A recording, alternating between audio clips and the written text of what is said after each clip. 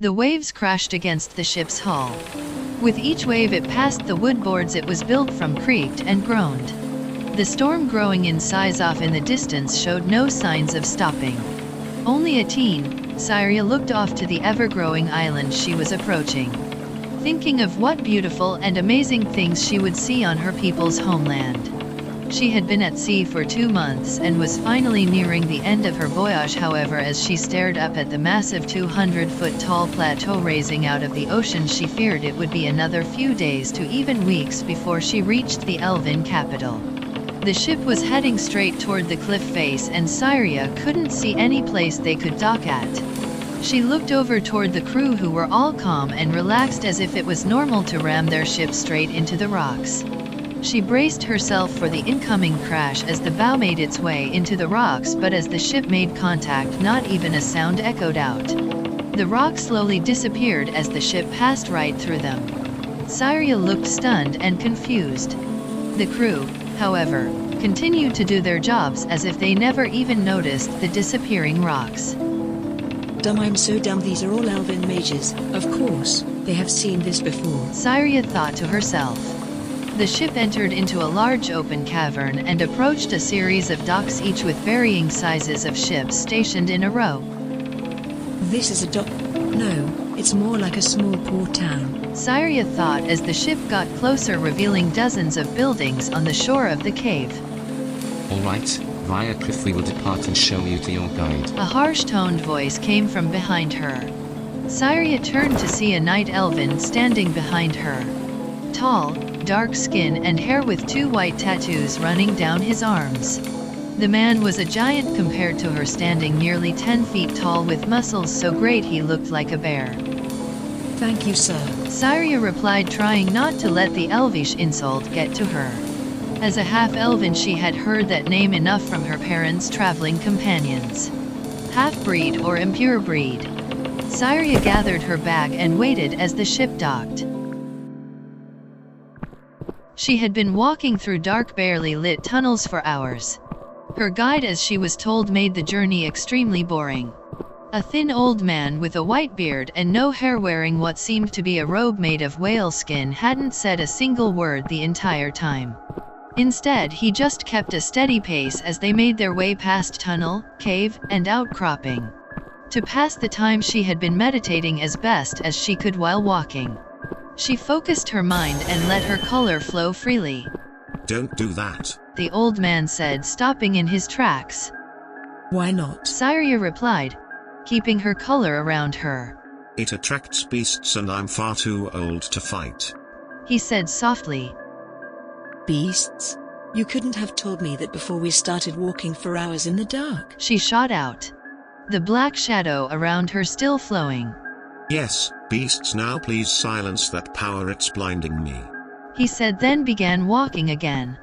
Syrya dropped her aura and followed behind. It had been another 3 hours before the man spoke again. Hide. He drew a small dagger from his robe as Syrya looked around, finding a small rock to sit behind. Just as she did, a massive pair of spiked legs crashed through the tunnel.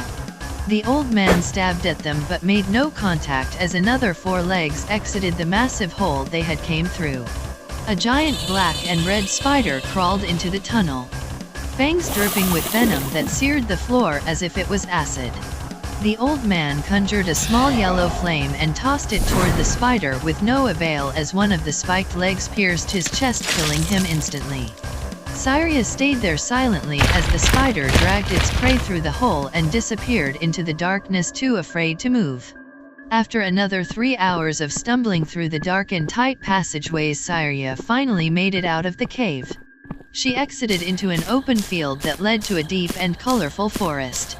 As she stepped out of the cave, she heard a beautiful mix of seabirds and wind with a faint but unmistakable song.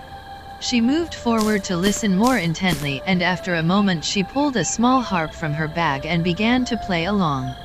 The song was one that her mother had taught to her as a child. Another minute passed as she played along, and movement caught her eyes. A tree that had been standing a few hundred feet from her began to shift and change. The tree began to glow blue as its limbs and roots shifted. After a moment she noticed that it was taking the shape of a humanoid. The green skin, light green and long-bladed hair, single-horned man stepped forward, flute in hand, and continued to play the song with her. Hello there, young soul. The man said in Elvish with a soft and inviting tone once their song had ended. I wasn't expecting to have company on my hunt. My name is Crave Dawn. He finished as he put his flute into his cloak. Syrya stood there for a moment, taking in the man. His singular horn protruding from his forehead, spiraling upwards as if two horns had once been there, but they twisted together over years. My name is Syrya Wynn. You're an Oki, aren't you? She asked hesitantly. Yes, I am. I take it you are not from Sin? He asked, approaching her. No, I'm from the mainland. My mother was sent there 20 years ago on a pilgrimage. She answered. Ah, I see. Well, welcome home. I am on a hunt and could actually use your help tracking the beast. Are you trained in combat? He asked. I learned the basics, but my color is more suited to healing. She replied. I see. Well, in any case, your help would be much appreciated. He said, and Syrya thought about it for a moment, then agreed on one condition. You must take me to Solvach. He agreed. Then the two began their trek through the forest. The two had been tracking for 3 days before they found the beast. A giant bird-like creature with vibrant yellows and blues coating its feathers.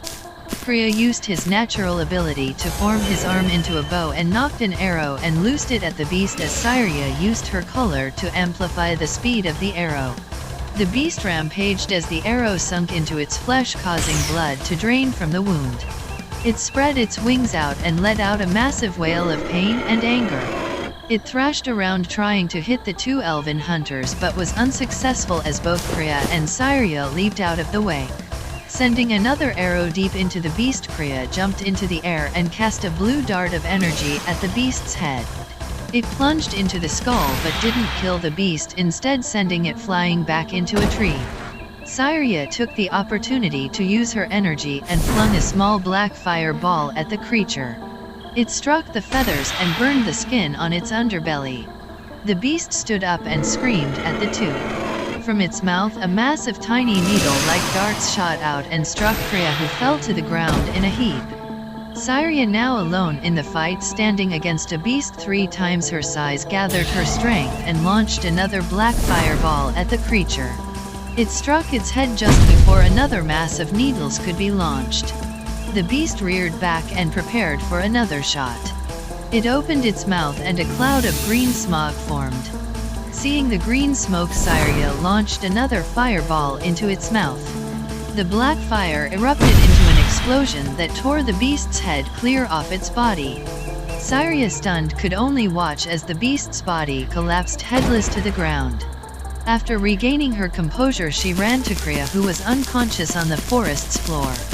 She pressed her hand to his chest and let her color flow through him. After a moment he stirred and began to speak. You saved me? He asked, staring up at the young woman. Thank you. I'm in your debt. He finished and fell back into unconsciousness. After 3 days of rest, the two were back on the road heading toward the capital city of Sin's Garden. Along the way they ran into several more beasts and creatures.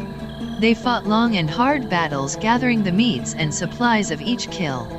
After a week of travel they were camping at a small river that flowed gently and peacefully through the forest. Kriya was standing completely still, resting in his tree form, when suddenly he transformed back and jumped at Syrya, pushing her to the floor. Forming his right arm into a blade and his left into a small shield, he pressed his weight into her. Stay down, he said as he stood up and ran into the trees. After fearing for her life from the sudden attack, she sat up in a daze and began to feel massive surges of power flowing through the forest. She walked silently toward the energy and crouched down once she saw what was happening. Kriya was surrounded by 6 other Noki, each glowing a different color, wielding blades, bows, axes, and even a staff. You have run for far too long, Kriya. It is time to face your death. One of the Noki said. A male of large stature stepped forward and began the attack. He swung his axe down hard and Kriya dodged. The man swung again and again. Kriya dodged the attack.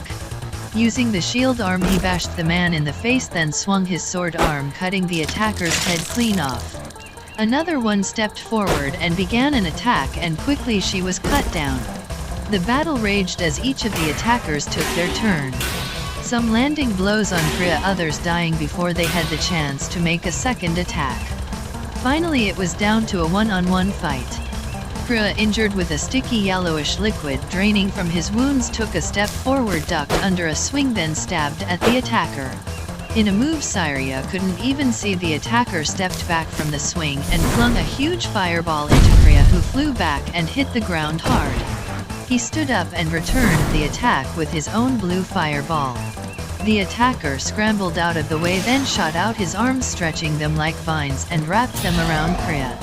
The man squeezed around Syrya and after a moment dropped his body to the ground. In horror Syrya screamed. The man, now aware of the young girl who had been silently hiding behind a rock, moved forward. Come on out, young lady. The fight is over and I really don't want to have to chase you down, he said, and Syrya did as he asked. She stood up and walked slowly to the man. I was sent here from the mainland to be trained in the Solvat Royal Academy. She stammered out in fear. I didn't know he was a criminal. Please don't kill me. She continued, even more afraid of the man now that she had a better look at him. His red color glowed around him, making his deep green skin look like it was covered in blood. I'm not going to kill you, but I do have questions for you, he said, reforming his hands as they stretched their way back from Syrya's body. As he approached her, a green blade stabbed through the man's chest and that same yellowish liquid drained from the hole. The man in surprise dropped to the ground and tried to speak, but was silenced as the blade exited his stomach and sliced off his head. Syrya looked up from the body in horror and surprise as she saw Syrya standing there, injured but alive.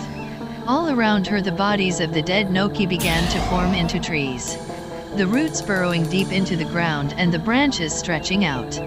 Syrya began to cry as the world around her changed in a display of colors and energy.